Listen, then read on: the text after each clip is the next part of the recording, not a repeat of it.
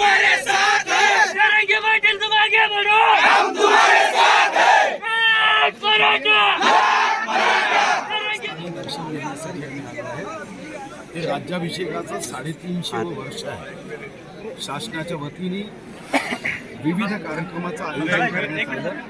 त्यापैकी महत्त्वाचा कार्यक्रम म्हणजे 12 पोस्ट तिकीटच्या अनावरणाचा कार्यक्रम होता. त्यापैकी आज मा जिजाऊच्या डाक तिकिटाचं अनावरणही आहे आणि यासोबतच सिंदखेड राजा या ठिकाणच्या परिसराचा विकास या कार्यक्रमासाठी 9 तारखेला माननीय अजितदादांनी एक बैठक आयोजित केली होती आणि त्या दृष्टीने हा सिंदखेड राजा विकास आराखड्याला मान्यता देण्याच्या दृष्टीने या ठिकाणी या सर्व लोकांशी चर्चा करण्यासाठी आज आलो आहे.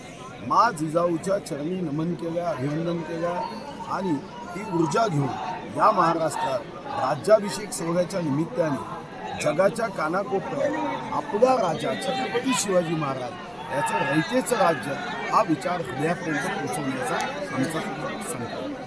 मुख्यमंत्र्यांनी या ठिकाणी यावर्षी सातत्याने मागणी होते, मात्र मुख्यमंत्री काही येत नाही. काय नेमकं कारण आहे? नाही, हे मला माहीत नाही. हे मागणी तुम्ही पहिल्यांदा सांगताय.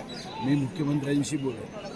सर वाघ कधी येणार सर? वाघनख्यांचं काय झालं? वाघ नक्की येत आहे. सर शहरवासीची अनेक वर्षापासून इथली पूजा मुख्यमंत्र्यांच्या हस्ते होईल अशी मागणी आहे. सांगितलं सर टेंटेटिव्ह वाघ नका कधी येतील? वाघ नका एप्रिल मे मध्ये ब्रिटन सरकारने परवानगी दिली आहे.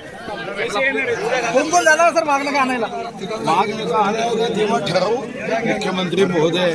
आचारसंहिता नसावी एवढीच अडचण आहे. आचारसंहिता असली तर मग दुसरे काही लोक जातील. लोकसेवेसाठी किती उमेदवार आपल्या रिंगणात असणार आहे भाजपकडून?